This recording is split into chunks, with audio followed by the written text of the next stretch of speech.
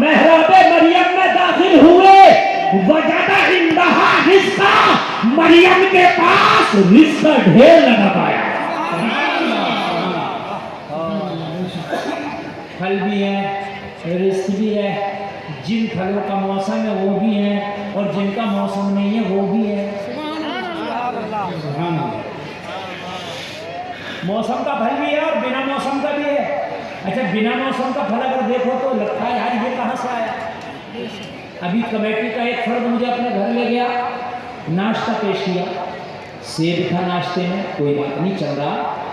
انگور تھا چل رہا ہے، موسمی تھی چل رہا ہے، امرود تھا وہ بھی کوئی بات نہیں، لیکن آم بھی تھا.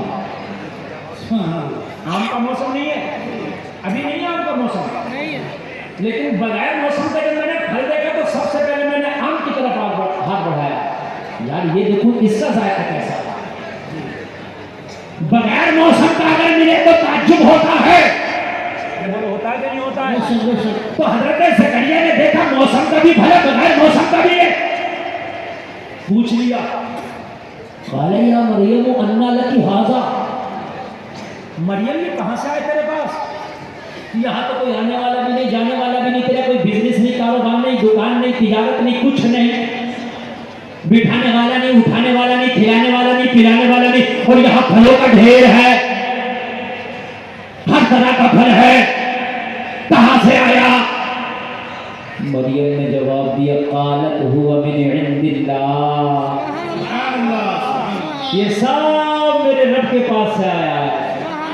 ذرا آپ بھی کہہ دو کرسیوں والوں سبحان اللہ.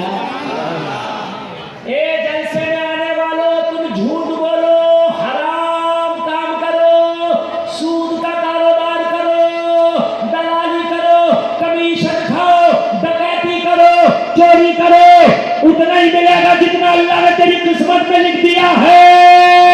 اگر حلال کا کام کرے گا تو تیری قسمت کا کوئی روک نہیں سکتا، حرام کرے گا تو قسمت سے زیادہ کوئی دے نہیں سکتا. سبحان اللہ. نعرہ تکبیر، نعرہ تکبیر، نعرہ رسالہ. علماء اہل سنت، علماء اہل سنت، اہل سنت والجماعت. نعرہ تکبیر، نعرہ رسالہ. آپ کہیں جھوٹ بولے قسمت کا ملے گا. آج کے بعد میری تقریر سے قسم کھا کے جانا، اگر کوئی حرام طریقے سے روزی کماتا ہے تو قسم کھا کے اٹھنا آج کے بعد حرام والے راستے پہ تالا لگا دیں گے. جب قسمت کا ملنا ہی ہے تو پھر حرام کے طریقے سے کیوں حاصل کریں، حلال کے طریقے سے حاصل نہ کریں. بہت سے لوگ سوچتے ہیں جب تک 2 نمبر کا کام نہیں کریں گے معاملات نہیں ہوں گے، یہ بے وقوفی ہے. اچھا ایک بات بتاؤ، اللہ تو ان کیڑوں کو بھی رزق دیتا ہے جو پہاڑوں کے اندر ہے، انہیں بھی بھوکا نہیں سلاتا. اللہ تو اس مچھلی کو بھی کھانا کھلاتا ہے جو سمندر میں رہتی ہے، جس کا ایک ٹائم کا کھانا ہاتھی کے برابر ہے. بہن اس کا ایک وقت کا کھانا ہاتھی کے برابر. اس کا کوئی کاروبار نہیں، دکان نہیں، بزنس نہیں، کوئی تجارت نہیں بہن کا، لیکن اللہ اسے بھوکا نہیں سلاتا، اس کی قسمت کا اسے کھلاتا ہے. تو جلسے میں آنے والوں جب بہن کو ہاتھی کے برابر کھلا سکتا ہے تو کیا تجھے 2 روٹی اللہ نہیں کھلا سکتا؟ بالکل کھلا سکتا ہے. جب بالکل کھلا سکتا ہے تو سود کا کاروبار ہو تو چھوڑ دینا، اگر جھوٹ کا کاروبار ہو تو چھوڑ دینا، حرام طریقے سے روزی کماتے ہو تو چھوڑ دینا.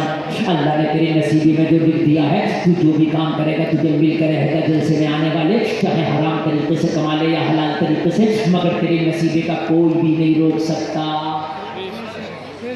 بہت سارے لوگ بابا لوگ تمہیں بے وقوف بناتا. بابا آج کل یہ بابا بھی بڑا فراڈی چل رہا ہے.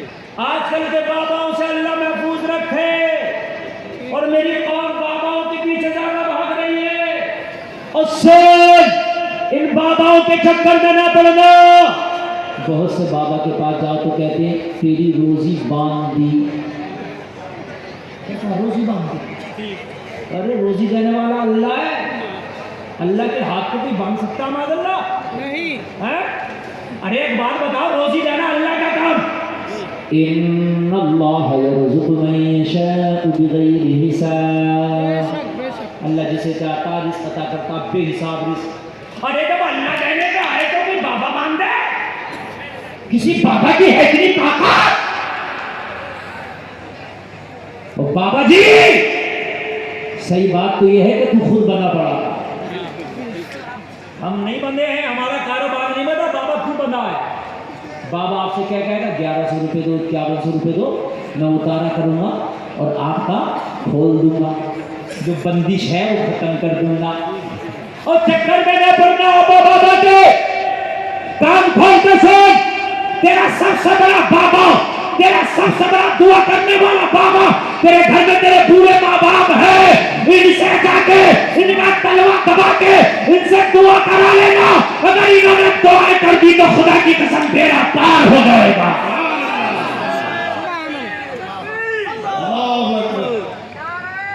ساؤنڈ کا مزہ نہیں آ رہا، بالکل ختم کر دیا بھائی۔ مائک والے یار اس کا آواز بڑھا دے بھائی، تم نے آواز بالکل ختم کر دی،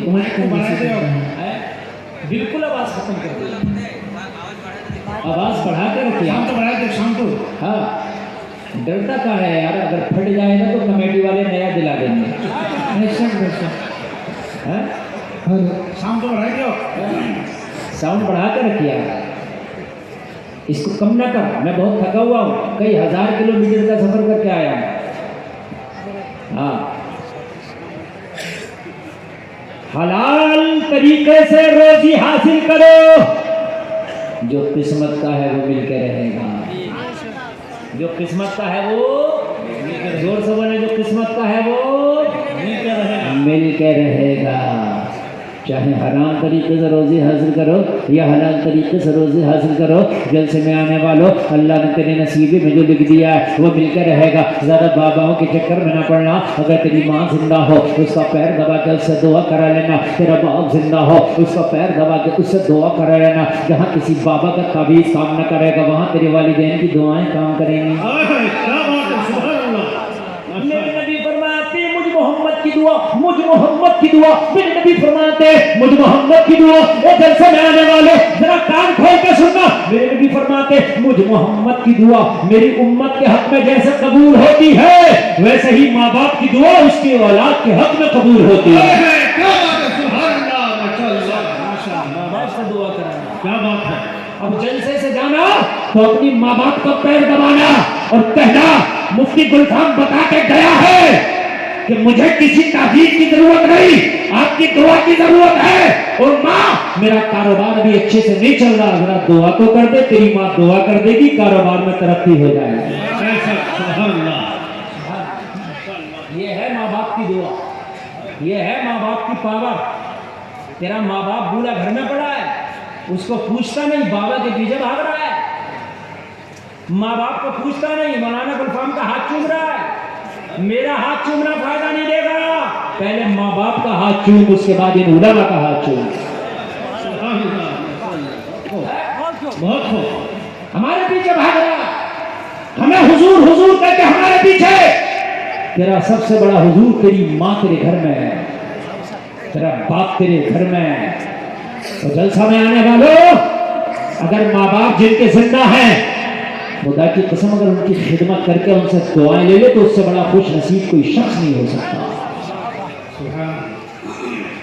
توجہ کریں۔